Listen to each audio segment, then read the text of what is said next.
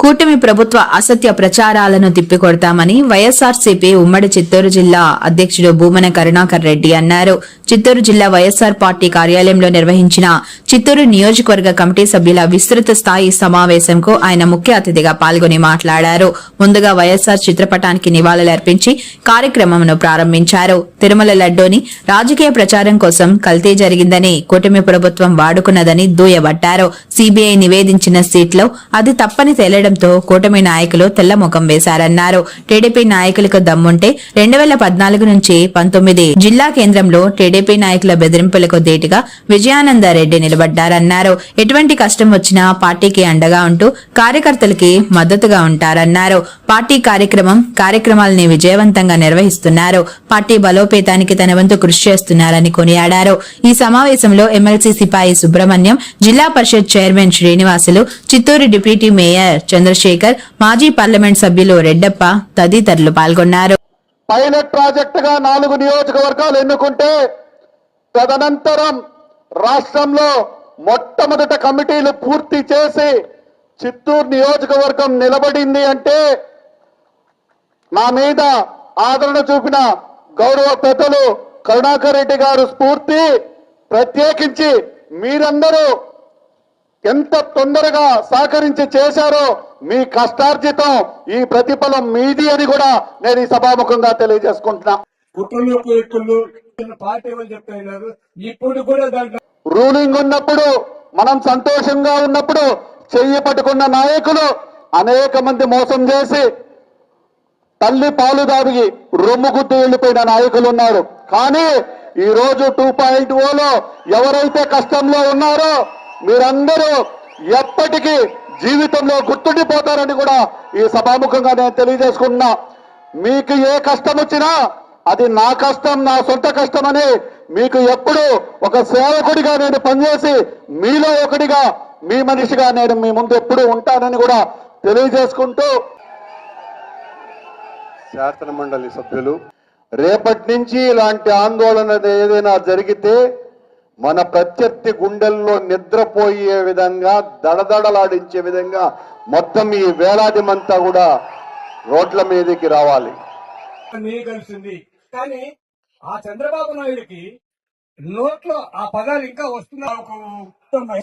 రాష్ట్రంలో ఉండే ప్రజలకు ఇంతవరకు ఇదివల్ల ఎవరు హోమ్ మినిస్టర్ గారు ఈ విధంగా చేయాల పెట్రోల్ తో చేస్తున్నారంటే ఈ పోలీసులు అందరూ చూస్తున్నారండి.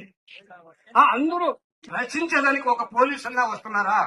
ఐపీఎస్ండి అందరికీ సరస్సు వచ్చి నమస్కారం తెలియజేసుకుంటుంది. క్రమశిక్షణని,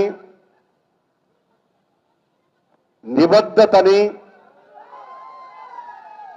అందరము ఒకటిగా ఉండాలన్నటువంటి సంకల్పాన్ని మరే నియోజకవర్గంలో లేనంతగా సుశిక్షితంగా నడుపుతున్న కార్యదక్షుడు విజయానందరెడ్డి గారు అనటంలో ఏమాత్రం కూడా సందేహం లేదు. ఇప్పుడే చంద్రశేఖర్ రెడ్డి గారు చెప్పినారు, ఈ సభ ఒక రాజకీయ సభగా కనపడటం లేదు అని. ఒక యూనివర్సిటీ సెమినార్ జరిపినట్టు జరుపుతున్నారు.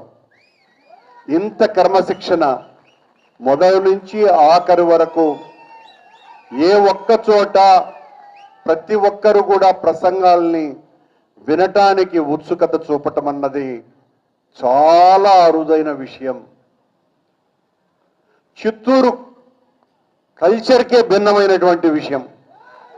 40 ఏళ్లుగా మీటింగుల్లో పాల్గొన్నటువంటి వ్యక్తిని నేను చిత్తూరులో. ఎంత క్రమశిక్షణగా వైఎస్ఆర్ కాంగ్రెస్ పార్టీని నడపటానికి తమ్ముడు కృషి చేస్తున్నాడు అనటానికి ఇది ఉదాహరణ. రాష్ట్రంలోనే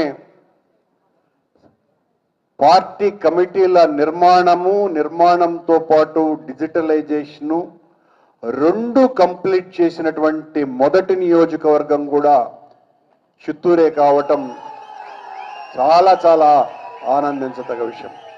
ఈరోజు ఈ సభ కేవలం మన జిల్లాకు కాదు కదా, మొత్తం రాష్ట్రంలో ఉన్న అన్ని నియోజకవర్గాలకు స్ఫూర్తిదాయకంగా నిలిచేటువంటి సభ.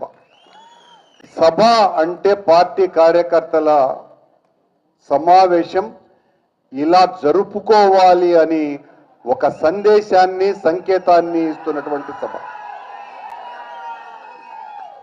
మీ అందరినీ కూడా ఒక్క విజయానందరెడ్డి గారు ఒక్కరే నడపలేరు.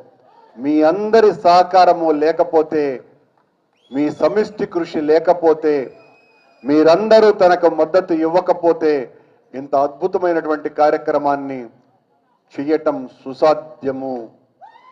మీ అందరినీ పేరు పేరున అభినందిస్తున్నా. ఈనాటి నుంచి ఎన్నికలు జరిగేంత వరకు ఈ కమిటీలు వేయకముందే చిత్తూరు టౌన్లో ఏ చిన్న ఆందోళన జరిగినా అత్యద్భుతంగా చాలామంది ఇక్కడ ఉన్నటువంటి వాళ్ళు హాజరైనారు.